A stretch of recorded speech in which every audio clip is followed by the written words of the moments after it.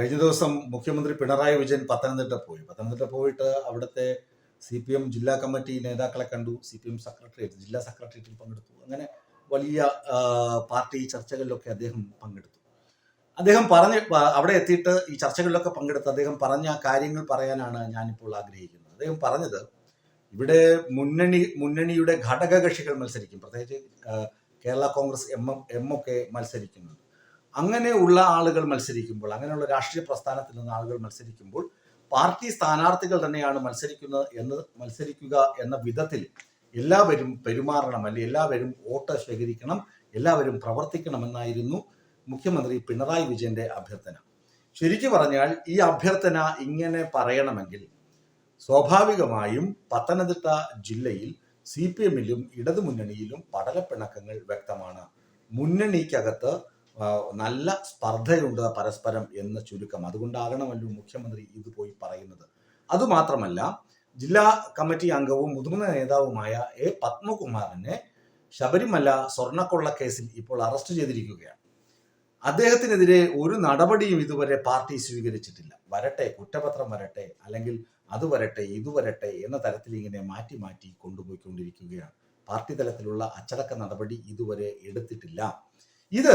ഇക്കാര്യം ഇവർ ചർച്ച ചെയ്തു എന്ന് ചോദിച്ചാൽ ചർച്ച ചെയ്തിട്ടുമില്ല. ഇത് വലിയ പ്രതിസന്ധിയാണ് പത്തനംതിട്ട ജില്ലയിലെ പാർട്ടിക്ക് നൽകുന്നത്.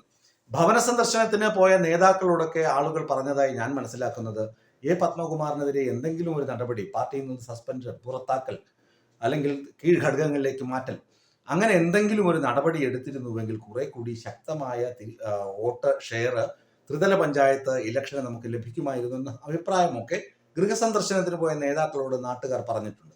എന്നാൽ ഇപ്പോഴും CPM പത്മകുമാറിനെ തള്ളിപ്പറയാൻ കഴിഞ്ഞിട്ടില്ല എന്നത് ഒരു വസ്തുതയാണ്. ഈ വസ്തുത ജില്ലയിലെ ബഹുഭൂരിപക്ഷം വരുന്ന വോട്ടർമാരെയും ഇടതുമുന്നണി പ്രവർത്തകരെയും CPM പ്രവർത്തകരെയും ഒക്കെ ആശങ്കയിലാഴ്ത്തിയിട്ടുണ്ട്. മറുപടി പറയാൻ കഴിയാത്ത സ്ഥിതിയിലേക്ക് പാർട്ടി പ്രവർത്തകരെ തള്ളി വിടുകയും ചെയ്തിട്ടുണ്ട്.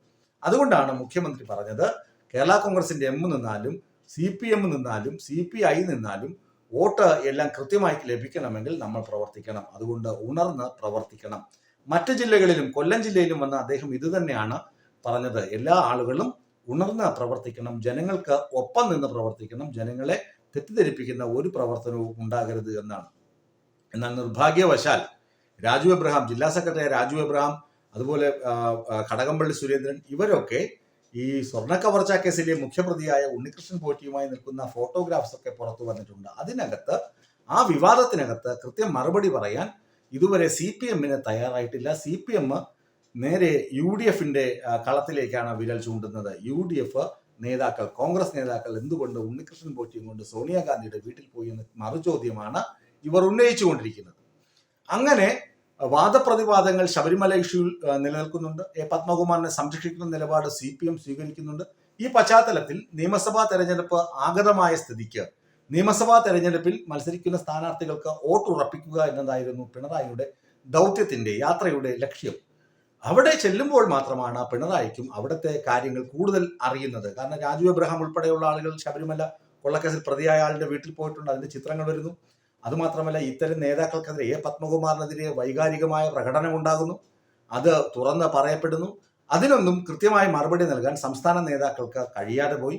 അത് വരുന്ന തെരഞ്ഞെടുപ്പിൽ ഏത് വിധേയനയാകും പാർട്ടിയെ ബാധിക്കുക എന്ന് നമുക്കിപ്പോൾ പ്രവചിക്കാൻ കഴിയുകയില്ല. അതൊക്കെ നമുക്ക് കാത്തിരുന്ന് കാണാം.